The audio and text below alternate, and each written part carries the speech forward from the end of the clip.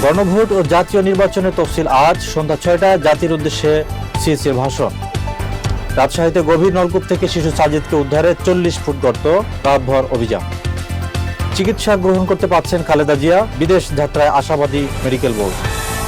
ভেঙে দুই টুকরো হওয়ার শঙ্কা ইয়েমেন, দক্ষিণাঞ্চলের বেশিরভাগ এলাকা দখলে নিয়ে স্বাধীন রাষ্ট্র ঘোষণার ইঙ্গিত এসটিসি।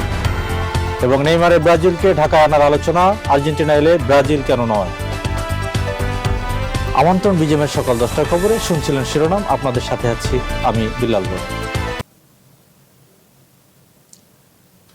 শুরুতেই দেশের সংবাদ। গণভোট ও সংসদ নির্বাচনের দিনক্ষণ জানা যাবে আজ সন্ধ্যা ৬টায়। জাতির উদ্দেশ্যে ভাষণে তফসিল ঘোষণা করবেন CEC AMM Nasir Uddin. Bangladesh television ও বেতারে সম্প্রচার হবে এ ভাষণ, যা রেকর্ড করা হয় গতকাল বিকেলে। পরে ব্রিফিংয়ে নির্বাচন কমিশনের সিনিয়র সচিব আক্তার আহমেদ জানান, সীমানা পুনর্নির্ধারণ নিয়ে সুপ্রিম কোর্টের রায় তফসিল ঘোষণায় বাধা হবে না। এর আগে প্রস্তুতি জানাতে রাষ্ট্রপতি মোহাম্মদ শাহাবুদ্দিনের সঙ্গে সাক্ষাৎ করেন সিসি ও অন্য নির্বাচন কমিশনাররা। এতে অর্থবহ ভোট আয়োজনে সহযোগিতার আশ্বাস দেন রাষ্ট্রপতি। এবারে আন্তর্জাতিক প্রসঙ্গ। অস্থিতিশীল মধ্যপ্রাচ্যে নতুন সংকট, ভেঙে দুই টুকরো হওয়ার শঙ্কায় ইয়েমেন। দেশটির দক্ষিণাঞ্চলের বেশিরভাগ এলাকা দখলে নিয়ে স্বাধীন রাষ্ট্র ঘোষণার ইঙ্গিত দিচ্ছে যুক্তরাষ্ট্র। সংযুক্ত আরব আমিরাতের সমর্থন পুষ্ট গোষ্ঠী সাউদার্ন ট্রানজিশনাল কাউন্সিল বা এসটিসি 1990 সালের আগের মানচিত্রে ফিরতে বিক্ষোভ চলছে।